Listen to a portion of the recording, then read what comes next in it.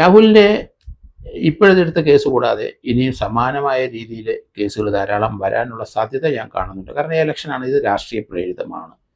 കാരണം ഇലക്ഷന് തൊട്ട് മുമ്പ് തീർച്ചയായിട്ടും പല സമാന രീതിയിലുള്ള പരാതികൾ വരും. അത് തന്നെയല്ല, എല്ലാ പരാതിയും നോക്കിക്കഴിഞ്ഞാൽ അതിനകത്ത് ഒരേ രീതിയിലുള്ള ഡ്രാഫ്റ്റിംഗ് സ്കില്ല് ഉള്ള ഒരാൾ ഒരേ രീതിയിൽ തന്നെയാണ് ആ മൊഴി രേഖപ്പെടുത്തിയിരിക്കുന്നത്. രണ്ടുപേരും അസംബ്ലി ഇരിപ്പുണ്ടല്ലോ, ഇത്ര നാളൊന്നും ചെയ്തില്ലല്ലോ. കാരണം അവർ റേപ്പ് കേസ് പ്രതിയാണ്, ജാമ്യത്തിലാണ്, അവർ അസംബ്ലിയിൽ വരുന്നുണ്ട്. അങ്ങനെ ഒരു ക്രിമിനൽ കുറ്റം ആരോപിച്ചതേ ഉള്ളൂ. അതിനൊരു കൺവിഷൻ വന്നാൽ അനിൽ രാജുവിനെ ഇപ്പം അവിടുന്ന് MLA സ്ഥാനത്ത് നിന്ന് മാറ്റിയത് കണ്ടല്ലോ. അതൊരു കൺവിഷനാണ്. 3 വർഷത്തെ ശിക്ഷ അനുഭവിച്ചിട്ടുണ്ട്. 2 വർഷം വരെയുള്ള ശിക്ഷയ്ക്ക് വീണ്ടും അസംബ്ലിയിൽ തുടരാമെന്നാണ് പറഞ്ഞിരിക്കുന്നത്. ഇപ്പോൾ രാഹുൽ മാങ്കൂട്ടത്തിനെതിരായിട്ട് 2-3 ക്രിമിനൽ കേസ് വന്നു കഴിഞ്ഞാൽ അതിനകത്ത് അസംബ്ലിക്ക് എന്ത് ചെയ്യാനൊക്കും, സ്പീക്കർക്ക് എന്ത് ചെയ്യാനൊക്കും? ഒന്നും ചെയ്യാൻ കഴിയില്ല. 2 ടേമായുള്ള പിണറായി വിജയൻ സർക്കാരിന്റെ ഭരണകാലത്ത് ഏറ്റവും അധികം ചർച്ച ചെയ്യപ്പെട്ട വിഷയം എന്താണ് എന്ന് ചോദിച്ചാൽ അതൊരു പക്ഷേ സ്ത്രീ വിഷയമായിരിക്കുമെന്ന് പറഞ്ഞാൽ അതൊരിക്കലും ഒരു അതിശയോക്തിയാകില്ല. 2ാം പിണറായി സർക്കാരിന്റെ കാലത്ത് മാത്രം ഇപ്പോൾ 4 സിറ്റിംഗ് MLA-മാരാണ് ലൈംഗിക പീഡന പരാതികളിൽ വിചാരണ നേരിടുന്നത്. 3 പേർ കോൺഗ്രസിൽ നിന്നാണ് എങ്കിൽ ഒരു MLA ഇടതുപക്ഷത്ത് നിന്നും.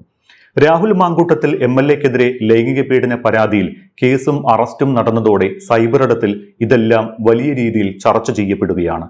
അതിൽ തന്നെ ഏറ്റവും അധികം ചർച്ച ചെയ്യപ്പെടുന്നത് കൊല്ലം MLA M മുകേഷിനെതിരായ 2 ലൈംഗിക പീഡന പരാതികളും അവയിൽ സർക്കാർ സ്വീകരിച്ച തുടർ നടപടികളുമാണ്.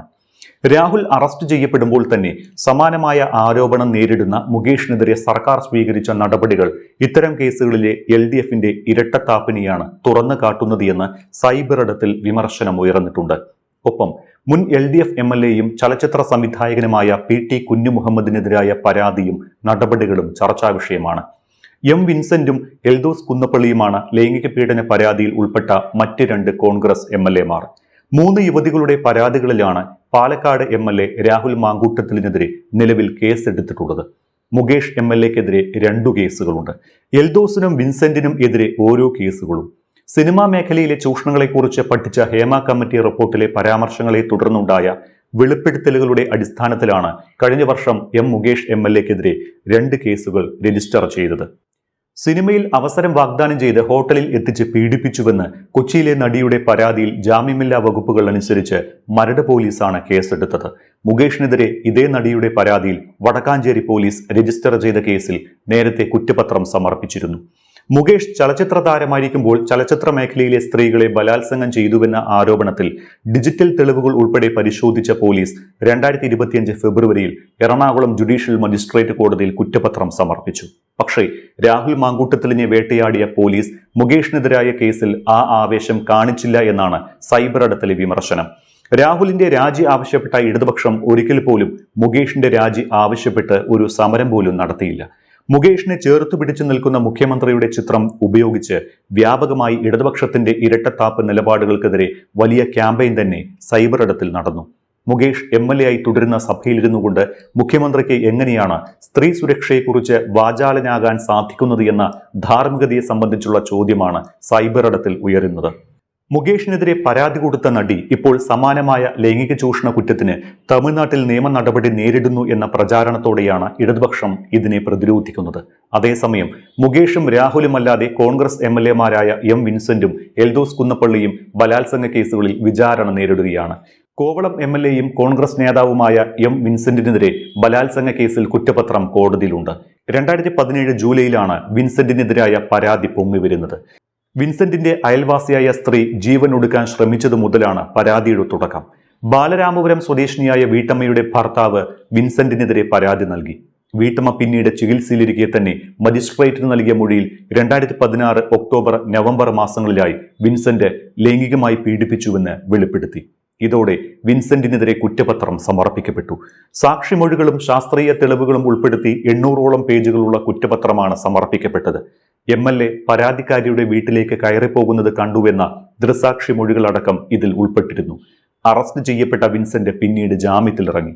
അന്ന് ജാമ്യത്തിലിറങ്ങിയ വിൻസെന്റിനെ മാലയിട്ട് സ്വീകരിച്ച കോൺഗ്രസ് നടപടിയൊക്കെ വലിയ രീതിയിൽ വിമർശിക്കപ്പെട്ടിട്ടുണ്ട്. പെരുമ്പാവൂർ MLA-യും കോൺഗ്രസ് നേതാവുമായ എൽദോസ് കുന്നപ്പള്ളിക്കെതിരെ 2002-ലാണ് പരാതി വരുന്നത്. പലതവണ പീഡിപ്പിച്ചുവെന്നും വധിക്കാൻ ശ്രമിച്ചുവെന്നും കാട്ടി തിരുവനന്തപുരം സ്വദേശിനിയായ അധ്യാപികയാണ് എൽദോസിനെതിരെ പരാതി നൽകിയത്. എൽദോസ് മദ്യപിച്ച് വീട്ടിലെത്തി ശാരീരികമായി ഉപദ്രവിച്ചുവെന്നും ബലമായി കാറിൽ കയറ്റി കോവളത്തെത്തിച്ച് പാറക്കെട്ടിൽ നിന്ന് തള്ളിയിട്ട് കൊല്ലാൻ ശ്രമിച്ചു എന്നുമായിരുന്നു അധ്യാപികയുടെ പരാതി. അടിമലത്തുറയിലെ ലോഡ്ജിലും കുന്നത്തനാട്ടിലും യുവതി താമസിക്കുന്ന വീട്ടിലും വെച്ച് പലതവണ പീഡനം നടന്നുവെന്ന് യുവതി പരാതി നൽകി. യുവതിയെ ഭീഷണിപ്പെടുത്താൻ കൂടെ നിന്നുവെന്ന ആരോപണത്തിൽ എൽദോസിന്റെ 2 സുഹൃത്തുക്കളെയും പ്രതി ചേർത്തു. മുൻകൂർ ജാമ്യം ലഭിച്ചതിനാൽ എൽദോസിന് ജയിലിൽ പോകേണ്ടി വന്നില്ല. പിന്നീട് 2024 മെയ്യിൽ തിരുവനന്തപുരം ജില്ലാ ക്രൈംബ്രാഞ്ച് നെയ്യാറ്റിങ്കര കോടതിയിൽ കുറ്റപത്രം സമർപ്പിച്ചു. കേസ് ഇപ്പോഴും നടന്നുകൊണ്ടിരിക്കുകയാണ്. 2025 അവസാനമാണ് LDF മുൻ MLAയും സിനിമാ സംവിധായകനുമായ PT കുഞ്ഞുമുഹമ്മദിനെതിരെ വനിതാ സംവിധായിക പരാതി നൽകുന്നത്. യുവ സംവിധായികയുടെ പരാതി 2 ആഴ്ചയോളം പരണത്ത് വെച്ച മുഖ്യമന്ത്രി ഗത്യന്തരമില്ലാതെ പോലീസിന് കൈമാറി. പിന്നെയും കേസെടുക്കാൻ വിമുഖത കാണിച്ച പോലീസ് ഒടുവിൽ പേരിന് അദ്ദേഹത്തെ അറസ്റ്റ് ചെയ്തു എന്ന് വരുത്തി ജാമ്യത്തിൽ വിടുകയാണ് ഉണ്ടായത്. കേസിൽ വിശദമായ അന്വേഷണം നടക്കുന്നുണ്ട്. തിരുവനന്തപുരത്തെ രാജ്യാന്തര ചലച്ചിത്രോത്സവത്തിലേക്ക് മലയാളം ചിത്രങ്ങൾ തെരഞ്ഞെടുക്കുന്നതിനുള്ള കമ്മിറ്റിയുടെ അധ്യക്ഷനായിരുന്നു PT കുഞ്ഞുമുഹമ്മദ്. ഇതുമായി ബന്ധപ്പെട്ട യോഗത്തിനെത്തിയപ്പോൾ ചലച്ചിത്ര അക്കാദമിയുടെ അതിഥികളായാണ് കുഞ്ഞുമുഹമ്മദും പരാതിക്കാരിയും നഗരത്തിലെ ഹോട്ടലിൽ താമസിച്ചത്. ഹോട്ടൽ മുറിയിൽ വെച്ച് സമ്മതമില്ലാതെ ശരീരത്തിൽ കടന്നു പിടിച്ചുവെന്നും അപമാനിച്ചുവെന്നുമാണ് പരാതി. പക്ഷേ പരാതിയിൽ ശക്തമായ നടപടിയെടുക്കാൻ സർക്കാരും ആഭ്യന്തര വകുപ്പും ഇപ്പോഴും മടിക്കുകയാണ്. 1ാം പിണറായി സർക്കാരിൽ ഗതാഗത മന്ത്രിയായിരുന്ന AK ശശീന്ദ്രൻ 2017 ലൈംഗിക പീഡന പരാതി ഉയർന്നതിനെ തുടർന്ന് മന്ത്രിസ്ഥാനം രാജിവെക്കേണ്ടി വന്നിരുന്നു. പരാതിയുമായി എത്തിയ യുവതിയോട് ശശീന്ദ്രൻ ലൈംഗിക ചുവയോടെ ഫോണിൽ സംസാരിച്ചു എന്നായിരുന്നു ആരോപണം ഉയർന്നയുടൻ ശശീന്ദ്രൻ മന്ത്രിസ്ഥാനം രാജിവെച്ചു. 2018 ജനുവരിയിൽ കോടതി കുറ്റവിമുക്തനാക്കിയതിനെ തുടർന്ന് അദ്ദേഹം മന്ത്രിസ്ഥാനത്ത് തിരിച്ചെത്തി. ഒരു സ്വകാര്യ ചാനൽ തങ്ങളുടെ റേറ്റിംഗിന് വേണ്ടി മനഃപൂർവ്വം സൃഷ്ടിച്ച ഹണി ട്രാപ്പിൽ കുരുങ്ങുകയായിരുന്നു ശശീന്ദ്രൻ എന്നായിരുന്നു അന്വേഷണത്തിലെ കണ്ടെത്തൽ. ഇതിന്റെ ഭാഗമായി ചാനൽ മേധാവി അടക്കമുള്ളവർക്കെതിരെ കേസെടുക്കുകയും ചെയ്തിരുന്നു. ഈ പരാതിയിൽ ഉൾപ്പെട്ട ഒരു മാധ്യമപ്രവർത്തകൻ പിന്നീട് അപകടത്തിൽ മരണപ്പെടുകയും ചെയ്തു. ഇടത് MLAയും മുൻ MLAയും അടക്കം ലൈംഗിക പീഡന കേസിൽ ഉൾപ്പെട്ടിട്ടും അവർക്കെതിരെ സ്വീകരിക്കാത്ത നടപടി രാഹുൽ മാങ്കൂട്ടത്തിനെതിരെ മാത്രം സ്വീകരിക്കുന്നതിന്റെ സാംഗത്യം വ്യക്തമായും ഇരട്ടത്താപ്പാണ് എന്നാണ് സൈബർ ഇടത്തിലെ വിമർശനം. രാഹുലിനില്ലാത്ത എന്ത് പ്രിവിലേജാണ് മുകേഷിനും കുഞ്ഞുമുഹമ്മദിനുമെന്നാണ് സൈബർ ഇടത്തിൽ ഉയരുന്ന പ്രധാന ചോദ്യം. അതുകൊണ്ട് തന്നെ രാഷ്ട്രീയമായി രാഹുലിനെ ഇല്ലാതാക്കാനുള്ള ശ്രമമാണ് ഇതെന്നും രാഹുലിനെ അനുകൂലിക്കുന്നവർ കുറ്റപ്പെടുത്തുന്നുണ്ട്. രാഹുലിന്റെ ഇപ്പോഴെടുത്ത കേസ് കൂടാതെ ഇനിയും സമാനമായ രീതിയിൽ കേസുകൾ ധാരാളം വരാനുള്ള സാധ്യത ഞാൻ കാണുന്നുണ്ട്. കാരണം ഇലക്ഷനാണ്, ഇത് രാഷ്ട്രീയ പ്രേരിതമാണ്. കാരണം ഇലക്ഷന് തൊട്ട് മുമ്പ് തീർച്ചയായിട്ടും പല സമാന രീതിയിലുള്ള പരാതികൾ വരും. അത് തന്നെയല്ല, എല്ലാ പരാതിയും നോക്കിക്കഴിഞ്ഞാൽ അതിനകത്ത് ഒരേ രീതിയിലുള്ള ഡ്രാഫ്റ്റിംഗ് സ്കില്ല് ഉള്ള ഒരാൾ ഒരേ രീതിയിൽ തന്നെയാണ് ആ മൊഴി രേഖപ്പെടുത്തിയിരിക്കുന്നത്. അത് തന്നെയല്ല, നിയമത്തെ പറ്റി അല്പം അറിവുള്ള ഒരാൾ അതിൻ്റെ ഭ്രൂണം വരെ പ്രിസർവ് ചെയ്തിരിക്കുകയാണ്. കാരണം കേസിനകത്ത് കുരുക്കി ശിക്ഷിപ്പിക്കണ ഉദ്ദേശിച്ചുകൊണ്ടുള്ള ഒരു എഴുത്ത് തന്നെയാണ്, അത് ഒരു മൊഴി തന്നെയാണ്. പക്ഷെ അങ്ങനെയല്ല നിയമം ചെയ്യുന്നത്. അത് നാച്ചുറലായിട്ട് വരണം അന്വേഷണം. അതിൽ പോലീസ് ഉദ്യോഗസ്ഥൻ അത് കണ്ടെത്തണം. കാരണം ഇവർ പറയുന്ന വസ്തുതകളെല്ലാം അന്വേഷിക്കാനായ SHO ബാധ്യസ്ഥനാണ്. ആ ഒരു SIT ഈ ടീം കോൺസ്റ്റിറ്റ്യൂട്ട് ചെയ്തിരിക്കുന്നവരാണോ ഈ കേസ് എടുത്തതെന്നൂടെ പോയി നോക്കേണ്ടിയിരിക്കുന്നു. കാരണം അത് തിരുവല്ലയിലെ SHOയ്ക്ക് അത് രജിസ്റ്റർ ചെയ്ത ശേഷം അവിടുന്ന് അത് ട്രാൻസ്ഫർ ചെയ്യാനേ പറ്റുള്ളൂ. അത് തന്നെയല്ല, അവർ ഭ്രൂണം സ്വീകരിച്ചിട്ടുണ്ട് എന്ന് പറയുന്നത് എങ്ങനെയാണെന്ന് എനിക്ക് മനസ്സിലാകുന്നില്ല. തിരുവല്ലായി വെച്ചുള്ള സ്വീകരണമാണോ, ആ സമയത്താണോ, അതോ ഇയാൾ അവരോടൊപ്പം വിദേശത്ത് ചെന്ന സമയത്ത് എടുത്തതാണോ? ഇവിടെ ആരോപിക്കപ്പെടുന്ന വിദേശത്തെ ഒരു റേപ്പും ഒന്നുമല്ല ആരോപിക്കപ്പെടുന്നത് തിരുവല്ലയിലെ ഹോട്ടലിൽ വെച്ചുള്ളതാണ്. അവിടുത്തെ ആണോ ഭ്രൂണം സൂക്ഷിച്ചത്, അതോ ഇങ്ങേരുമായിട്ടുള്ള നേരത്തെയുള്ള അക്വൈൻറ്റൻസിലെ വിദേശത്ത് ചെന്നിട്ടുണ്ടല്ലോ ആ സമയത്തുള്ളതാണോ? ഇങ്ങനെയൊക്കെ സ്വാഭാവികമായിട്ട് ധാരാളം പ്രശ്നങ്ങൾ, നിയമപ്രശ്നങ്ങൾ ഇതിനകത്ത് വരും. അതുകൊണ്ട് ഈ കേസ് ഒരു പാളിപ്പോയ കേസ് തന്നെ എന്ന് പറയേണ്ടി വരും. നിയമപരമായിട്ട് ഈ കേസ് നിലനിൽക്കില്ല എന്നാണ് ഞാൻ കരുതുന്നത്. ഇതൊരു രാഷ്ട്രീയപരമായ ഒരു വിക്ടിമൈസേഷനാണ്. അത് ഇനി കൂടുതൽ പരാതി ഇതേ രീതിയിൽ വരും. പക്ഷേ പരാതി കൊടുത്തവരൊക്കെ ഒന്ന് ആലോചിച്ചോണം, മലീഷ്യസ് പ്രോസിക്യൂഷൻ സമാധാനം പറയേണ്ടി വരും.